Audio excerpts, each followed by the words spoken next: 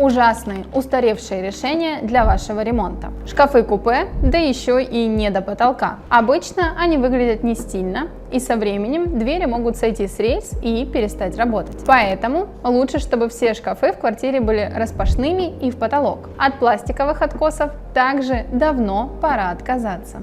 Вместо них, например, можно использовать штукатурку или дерево. Зеркальный шкаф в ванной максимально захламляет ваше пространство. Лучше выбрать обычное зеркало, а хранение организовать в другом месте. А еще несколько пунктов читай в описании.